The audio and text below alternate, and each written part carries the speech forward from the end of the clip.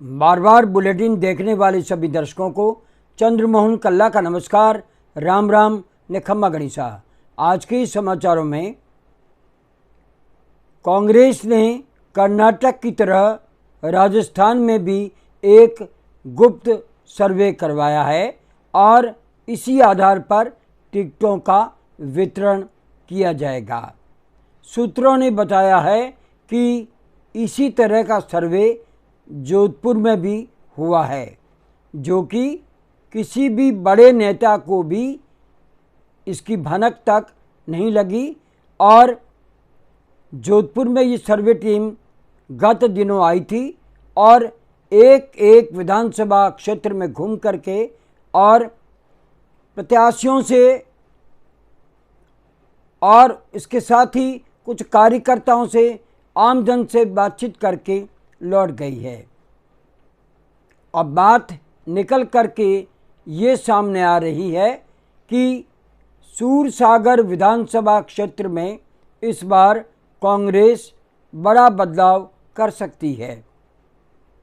जब से सूरसागर विधानसभा क्षेत्र जनरल बना है, तब से यहाँ पर जोधपुर सूरसागर में अल्पसंख्यक का कार्ड खेल करके कांग्रेस हमेशा बाजी हारती रही है।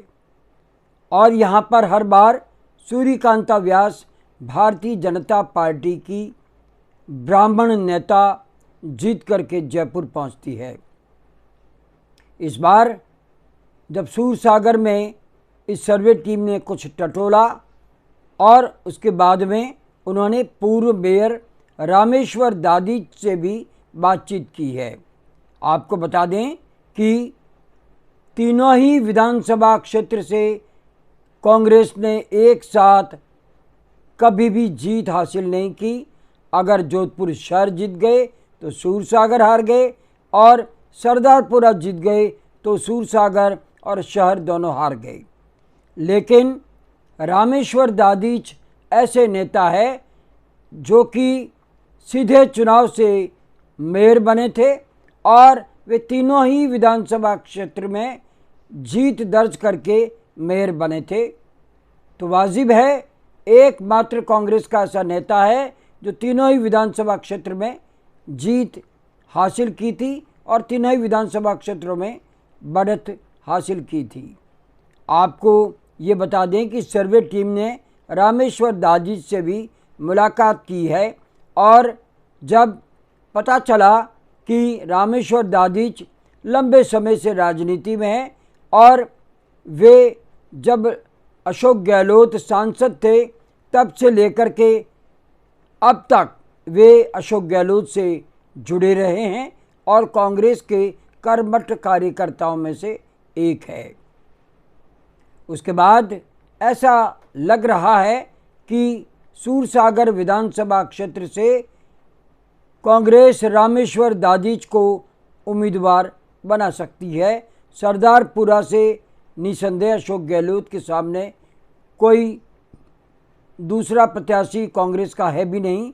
तो सूरसागर में भी कुछ ब्राह्मण नेता जरूर ये टकटकी लगाए हुए हैं कि हमें टिकट मिल जाए, जिसमें सुरेश व्यास, आनंद पुरोहित जैसे नेता भी शामिल है। लेकिन ऐसा लगता है अनुभव के आधार पर और जिस तरह से वो तीनों विधानसभा क्षेत्रों में जीत करके आगे बढ़े थे, तो रामेश्वर दादीच का टिकट एक तरह से तय माना जा रहा है। हालांकि टिकट वितरण अभी होना है और इसीलिए कांग्रेस का टिकट वितरण अभी रुका हुआ है। बताया तो ये भी जा रहा है कि जोधपुर शहर सीट हो, चाहे लोहावट की सीट हो, चाहे बिलाड़ा की सीट हो, यहाँ पर भी कांग्रेस कोई अच्छा प्रदर्शन नहीं कर पाती नज़र आ रही है और सर्वे टीम ने ये रिपोर्ट भी ली है। हालांकि ये तय है कि कांग्रेस जोधपुर शहर सीट से रावणा राजपूत को ही खड़ा कर सकती है, क्योंकि गत बार उन्होंने सभी समीकरण बदलते हुए मनीषा पवार को विधायक बनाया था और हालांकि उन्होंने काम बहुत किया। और जब कोई आदमी काम करता है तो ये तय है कि उसकी तारीफ़ करने वाले कम मिलेंगे और उनकी क्रिटिसाइज़ करने वाले ज़्यादा मिलेंगे। और जोधपुर शहर जो कि ब्राह्मण बाहुल्य में क्षेत्र है, जहाँ पर रावणा राजपूतों का बोलबाला है, जहाँ पर अल्पसंख्यक मतदाता भी हैं, तो अन्य सभी जातियाँ इस क्षेत्र में रहती है। तो इस बार रावणा राजपूत में अगर मनीषा पंवार को टिकट मिलता है तो ठीक, वरना ये तय है कि गणपत सिंह चौहान जो कि लंबे समय से राजनीति में है, वे उन्हें टक्कर देते दिखाई दे रहे हैं। लेकिन मनीषा पंवार विधायक का चुनाव जीत करके जयपुर पहुंची है, तो उनके चांसेस भी बहुत ज़्यादा लग रहे हैं। लेकिन सर्वे टीम क्या रिपोर्ट लेके गई है, ये देखने का काम होगा हाईकमान का, और हाईकमान किसे फाइनल करती है ये देखा जाएगा। लेकिन ये तय है कि इस बार कांग्रेस लोहावट और बिलाड़ा से अपने प्रत्याशी बदल सकती है। जैसा कि सर्वे टीम के सूत्रों ने बताया है कि इन दोनों ही क्षेत्रों में अगर वर्तमान विधायक रिपीट होते हैं तो हारने के ज़्यादा चांसेस है। और कांग्रेस इस बार रिस्क के नाम पर कुछ नहीं लेना चाहती, और पहले ही कह दिया गया है कि ना तो अशोक गहलोत की और ना ही सचिन पायलट की सिफारिश इस बार चलेगी।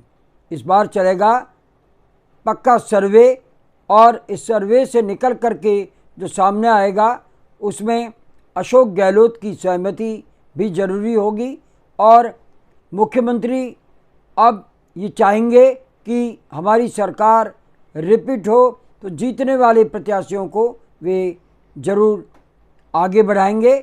जोधपुर की तीनों ही विधानसभा क्षेत्रों में उन्होंने खूब काम किया है, लोक कल्याण की खूब योजनाएं लोगों को दी है, और जोधपुर में शायद ऐसा कोई घर ही नहीं बचा जिसे अशोक गहलोत की योजनाओं का फ़ायदा नहीं मिला हो। हर वर्ग, हर क्षेत्र और हर समाज को अशोक गहलोत ने बहुत कुछ दिया। लेकिन साथ में ये भी है कि प्रधानमंत्री नरेंद्र मोदी के जोधपुर आने के बाद फ़िज़ा कुछ बदली है, लेकिन इतनी भी नहीं बदली कि वे जीत करके चले जाएं, लेकिन टक्कर ज़रूर दे सकते हैं। आज बस इतना ही। अगला समाचार बुलेटिन लेकर फिर हाजिर होंगे, और इजाज़त लेने से पहले हम ये जानना चाहते हैं कि आपको ये चैनल कैसा लगता है। अगर आपको ये चैनल पसंद है तो इसे सब्सक्राइब करें, लाइक करें, शेयर करें। अब हमें आज्ञा दीजिए। नमस्कार, जय हिंद।